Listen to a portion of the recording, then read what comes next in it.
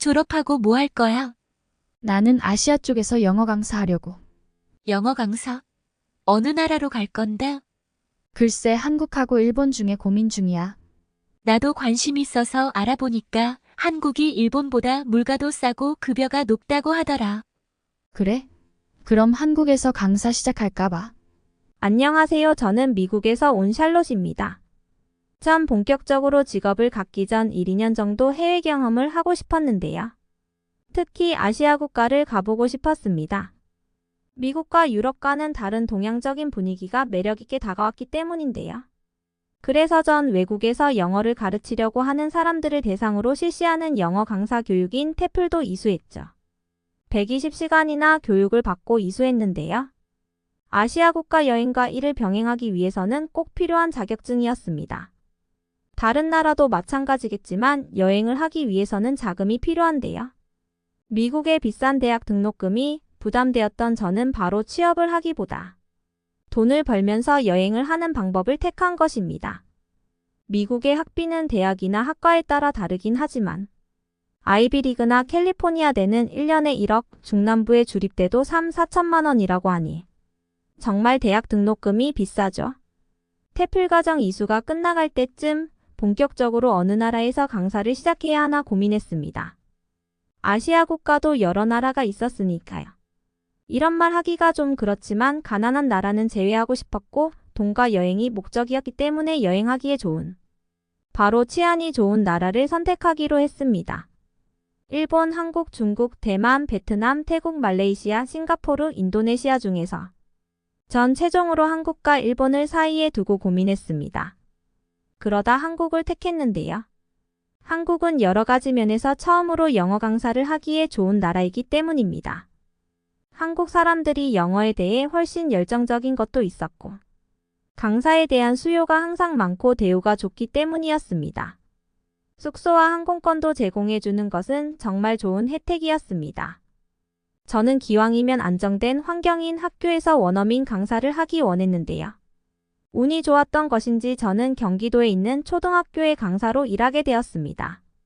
서울하고 부산은 경쟁이 치열하다고 하여 조금 작은 도시를 선택했던 것이 채용이 빠르게 된 것 같았어요. 사실 서울이 아니라서 조금 걱정하기도 했답니다. 한국에 가본 적도 없고 잘 몰라서 한국에 대해 검색해보니 거의 대부분이 한국의 수도인 서울에 관한 것뿐이었죠. 그래서 서울만 현대화되고 번화한 도시이고 왠지 다른 도시는 낙후되고 환경이 좋지 않을 것만 같은 생각이 들었었습니다. 그래도 어쩌겠어요. 한국으로 가기로 마음먹었으니 잘 해봐야죠. 한국의 첫 이미지는 상상했던 것보다 훨씬 좋았습니다. 인천국제공항은 매우 세련되고 최첨단 시설들로 구비되어 있었어요. 와, 한국이 이렇게 발전된 나라였나 싶을 만큼 공항은 무척이나 쾌적하고 편리하게 되어 있었습니다. 하지만 한편으로는 여기는 공항이니까 외국인들에게 보여주기식으로 잘 해놓은 걸 거야 하는 의심을 떨쳐버릴 수가 없었죠. 전 근무를 시작하기 전 한국에 살고 있던 친구네 집에서 며칠 같이 지내기로 했는데요. 대학교 친구인 제니는 이미 한국의 영어학원에서 강사로 일하고 있었습니다. 한국에서의 생활에 대한 팁도 듣고 일하기 전 서울의 유명한 곳도 함께 가보고 싶었는데요. 제니가 같이 지내자고 먼저 제안해 주어서 얼마나 다행스러웠는지 모릅니다. 제니가 수업이 있어서 제가 제니의 학원 근처로 가서 만나기로 했는데요. 지하철을 타고 이동을 했습니다. 전 지하철을 타기 위해 역사 내에 들어갔을 때 정말 깜짝 놀랐습니다. 전 뉴욕에서 대학교를 졸업하여 뉴욕 지하철에 익숙한데요. 아시는 분들도 계시겠지만 뉴욕 지하철은 말 그대로 열악한 미국의 대중교통 시스템을 보여주는 곳입니다. 아무래도 만들어진 지 120년이라는 세월이 흘렀기 때문에 어쩔 수 없는 부분이긴 하지만요. 첫 개통한 지 50년이 다 돼가 악취와 무질서로 이름난 수도권 전철 1호선보다도 못한 수준이라고 하니 알만하시겠죠? 이렇게 청결 상태나 시설이 좋지 못한데도 매년 예산 부족을 이유로 2년마다 25센트씩 요금을 올리고 있답니다. 요금을 올리면 그에 맞는 서비스의 질이 개선되어야 하는데 주말만 되면 보수 공사를 한다고 노선 운행을 중단하거나 단축 운행을 합니다. 평일에는 툭하면 지하철 시스템 고장으로 운행 중단 또는 지연 운행이 정말 자주 있고요. 오죽하면 중국에서 유학 온 첸첸이라는 친구가 자국의 지하철과 비교해 최악의 지하철이라고 혹평하여 솔직히 기분은 나빴는데도 반박할 수 없었습니다. 첸첸은 평소에도 미국보다 중국이 우월하고 기술, 시민의식 등 중국이 세계 최고라고 생각하고 이야기하고 다니는 친구였습니다. 논리적인 근거나 이유도 없이 무조건 중국이 아시아를 넘어 세계 최고라고 하니 어처구니 없을 때가 많습니다. 그런데 지하철만큼은 정말 할 말이 없었습니다.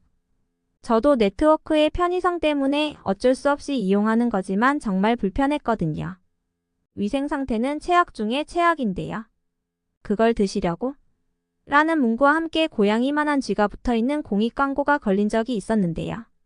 어느 지하철과 달리 쥐가 돌아다니는 것을 볼 수 없는 이유는 지하철에서 먹고 마시는 것에 엄격하기 때문이라고 설명하며 도시철도에서는 음식을 먹거나 마시지 말라는 문구가 있죠. 오죽하면 지하철 시설 내에서 취식을 하면 고양이만한 쥐가 나온다면서 음식 섭취를 금지하는 안내문이 있겠어요. 워싱턴 메트로 지하철가 음식을 절대 못 먹게 하려는 목적의 광고를 전동차 안에 붙이고 다닐 정도였습니다. 실제 쥐를 본 적 있냐고요? 네. 그날도 뉴욕 지하철은 진짜 왜 이렇게 더럽지? 저 바닥에 시커먼 건 다 먼지인가 청소 좀 하지 진짜 심하다. 라고 생각하며 트랙 밑을 보고 걷고 있는데 뭔가 휙 지나갔습니다. 전 두 눈을 의심했죠. 아니 타임스퀘어 42번가에 쥐가 나타나다니. 더 황당했던 건 트랙에 쥐가 지나가자 관광객 같은 사람들이 너도 나도 핸드폰을 들어서 사진 찍기 시작한 것입니다. 세상에 뉴욕의 쥐를 카메라에 담다니요. 그나마 전동차는 관리와 투자를 하여 비교적 괜찮은 편이라고 생각이 들지만 여기서도 드물게 빈대가 발견되어 언론에서 기사가 난 적도 있답니다. 그리고 진짜 이건 제가 너무 창피했던 부분인데요. 노숙자들이 가끔 승강장이나 전동차에서 실례를 하는 경우가 있습니다. 미국의 지하철역 상당수는 노숙자나 범죄 등을 이유로 역내에 화장실이 없는 경우가 많은데요. 아마도 이런 이유 때문일 겁니다. 새벽에 지하철을 타면 코를 마비시키는 고약한 지린내를 맡게 되니 이용 안 하는 게 좋죠. 이런 이유로 전 지하철 타는 것을 별로 좋아하지 않았는데요. 한국의 지하철도 뉴욕 지하철과 비슷하겠지라고 예상을 하고 이용했습니다. 그런데 지하철을 이용하기 위해 티켓을 샀을 때부터 의아했습니다. 인천공항에서 잠실까지 가는데 한국 돈으로 채 10,000원이 되지 않았습니다. 인천에서 서울까지 거리가 꽤 되는 거로 아는데 말이죠. 그리고 제가 또 하나 놀란 건 스마트한 기술을 만나볼 수 있었다는 겁니다. 한국 분들은 잘 모르실 수도 있는데요. 트립PASS라고 해서 모바일 여권을 기반으로 한 결제와 교통, 즉시 환급 서비스를 제공하는 앱이 있거든요. 제니가 알려주어서 앱을 설치해서 전 이 어플을 이용했는데요. 출입구에 가져다 대기만 해도 인식이 되어 편리하게 지하철을 이용할 수 있었습니다. 번거롭게 티켓을 구매하지 않아도 된다니 완전 신기했죠. 한국인들은 다들 교통카드 사용이 익숙해 보였는데요. 요즘은 스마트폰을 이용한 모바일 교통카드를 많이 이용하는 것처럼 보였습니다. 다른 나라 사람들에게는 무척이나 신기하고 스마트하게 느껴지는 부분이랍니다. 목적지까지 가기 위해 다시 티켓을 구매해야 한다고 생각했는데 무료로 환승이 가능하게 되어 있는 시스템도 다른 도시에서는 보기 힘든 점 같아요. 한국 사람들은 어떻게 이런 교통 시스템을 구축하고 운영하는지 무척 신기했습니다. 그렇게 지하철을 탔는데요. 오지하철의 내부가 뉴욕과 다르네요. 일단 악취가 나지 않고 시설 내부가 전반적으로 청결했습니다. 그리고 무척 놀라운 시스템을 발견했는데요. 바로 스크린 도어예요. 미국의 지하철에는 트랙으로 뛰어드는 사건도 있지만 누가 밀어서 사고가 나기도 하는데요. 제가 학교에 다닐 때 학교 지하철역에서 아침에 학생이 철도로 뛰어내렸다는 소식을 들은 적이 있습니다. 또 중국인을 혐오하는 사람이 한국인을 중국인으로 착각하고 플랫폼으로 밀어버렸던 사고도 기억나네요. 아무튼 그래서 전 플랫폼에 있을 때 너무 핸드폰을 보고 있기보다는 주변을 경계하는 습관을 갖게 되었답니다. 그런데 한국은 플랫폼으로 들어갈 수 없게 다 막혀 있네요. 한국 사람들은 스크린도어 앞에 한 두 줄로 서 있더라고요. 줄을 서서 기다리는 질서정연한 모습도 신기했는데 지하철이 도착하자 승객들이 모두 내린 후 타는 모습이었답니다. 또 지하철 내부에는 노인과 장애인, 어린이와 임산부 등 교통약자들을 위한 배려 좌석이라는 걸 알았어요. 핑크색 좌석이 임산부를 위한 좌석이던데 자리를 비워두는 것도 무척 인상적이었습니다. 제가 그렇게 지하철에 감탄한 사이 어느덧 목적지에 도착하였고 제니와 만날 수 있었습니다. 제니는 먼 길 오느라 고생했다며 맛있는 걸 먹으러 가자고 했고 저는 너무 좋았죠. 제니는 자기가 좋아하는 곳이라며 불고기를 파는 곳으로 데려갔습니다. 불고기는 미국에서도 먹어본 적이 있기에 낯설지 않았는데요. 한국에서 먹는 불고기는 재료도 더 신선하고 양도 푸짐하게 많아서 더 맛있었습니다. 그리고 정말 기본으로 제공해 주시는 반찬이 많아서 새롭게 느껴졌습니다. 한국에서는 물도 기본찬도 무료로 제공해주는 음식이 많다는 것은 알았지만 이렇게 양도 많고 다양하게 주는지는 몰랐거든요. 밥을 먹으면서 이야기를 나누었는데요. 제니는 제게 영어 강사를 하면서 조심해야 할 것에 대해 몇 가지 이야기해 주었는데요. 한국에서는 영어에 대한 교육열이 높은 만큼 부모님들도 매우 관심과 참여가 많다고 했습니다. 학교에서 근무하게 되어서 그럴 일은 적겠지만 그래도 학부모들과의 만남은 조심하라고 했었죠. 제니와 며칠 시간을 보내고 본격적으로 학교 생활을 하게 되었습니다. 설레임보다는 긴장감이 컸지만 학교 선생님들도 잘 알려주시고 나름 잘 적응해 나가고 있었습니다. 오전에 수업을 하고 교무실에서 수업 준비를 하고 있는데 교장 선생님께서 부르시더라고요. 무슨 일인가 하고 봤더니 학부모님이 찾아오셨다고 했습니다. 전 순간 제니의 이야기가 떠올랐고 미국에서 보았던 장면이 떠올랐습니다. 고등학교 때 중국에서 유학 온 아이가 있었는데 무슨 일인지 그 아이의 엄마가 학교로 찾아와 큰 소리로 선생님에게 항의하는 일을 보았거든요. 교육열이 높기로 유명한 한국 엄마들보다도 더 유명한 중국 엄마들이라고 하는데요.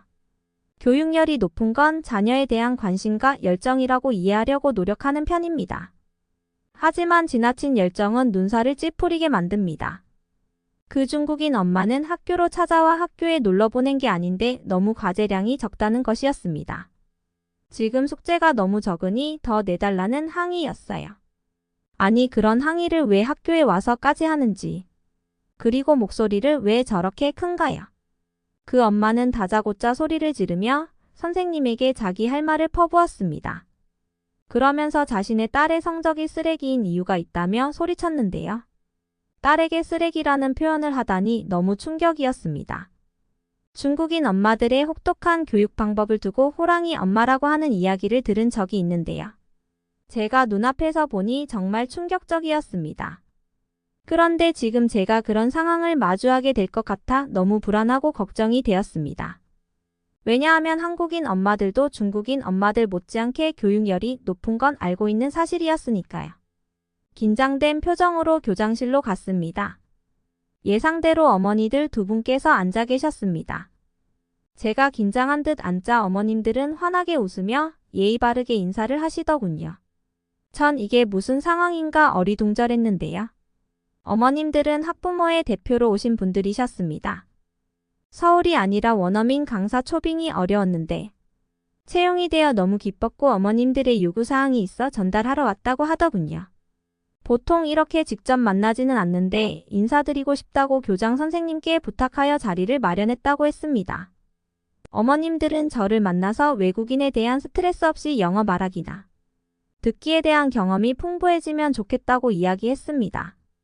한국의 영어 교육은 결과 중심의 시험 준비를 위한 영어라고 생각했었는데 의외의 부탁이었습니다. 제가 조금 당황해하자 한 어머님이 말을 꺼내셨습니다. 예전에 계시던 선생님에게 너무 무리하게 영어 수업을 부탁해서 2달 만에 그만두고 공석이었다고 했습니다. 영어에 대해 흥미를 갖고 영어를 좋아하게 만드는 것만 부탁한다고 했습니다. 전 이게 부탁하러 오실 일인가 싶었지만 무리하고 소리 지르고 욕하는 엄마들이 아닌 것만으로도 너무 다행이라 생각하며 알겠다고 하고 돌아왔는데요. 학교 생활을 하면서 엄마들이 예의 바르게 했던 행동들이 이해가 되었습니다. 우선 제가 한국에서 가장 놀란 것은 한국 학생들은 선생님을 무척 존중하는 것이었습니다. 전 처음에 선생님이 누구의 이름인 줄 알았습니다. 누가 선생님이시냐고 제가 대물을 정도였으니까요. 저는 식사 시간도 무척 놀라웠는데요. 제가 식사 시간에 급식이 너무 맛있어서 맛을 보고 놀란 것도 있지만 한국의 아이들은 스스로 식사를 하고 식사 예절이라는 것을 배우더군요. 밥상머리 교육이라고 부르던데요. 음식을 먹기 전에 만들어주신 조리사님에게 맛있게 잘 먹겠습니다 하고 인사를 했습니다. 그리고 선생님 먼저 드세요 라고 말하며 선생님이 먼저 식사를 시작하시면 아이들도 식사를 했습니다. 처음에는 군대도 아닌데 이렇게 인사를 하며 먹는 게 신기하기도 하고 조금 의아했는데요. 알고 보니 이러한 교육이 한국의 예절 교육의 한 부분이더군요. 동아시아 문화에서 예절에 대한 부분을 강조한다는 것을 대학교 시절 사회학 강의를 들으며 들었던 기억이 났습니다. 그러고 보니 한국에서는 인사를 무척이나 중요하게 생각한다는 느낌을 받았습니다. 제가 수업할 때도 항상 선생님 안녕하세요, 선생님 감사합니다 하고 영어로 이야기하였습니다. 전 제가 원어민 강사여서 특별히 인사를 하는 건가 했는데 아니었습니다. 학교 선생님들은 항상 아침 시간에 아이들을 하나하나 살펴보며 인사를 건네셨고 아이들도 인사를 나누었습니다. 한국인들은 이걸 왜 인상 깊고 신기하게 여길까? 라고 생각할 거예요. 인사가 별거인가 싶겠지만 상대방을 존중하는 의미와 상대에 대한 존경과 친절을 나타내는 게 바로 이 인사거든요. 아이들에게 일방적으로 인사를 가르치는 것이 아니라 아이들에게 인사를 건네고 어른들도 인사를 나누는 모습이 자연스레 아이들에게 교육이 되는 것 같았습니다.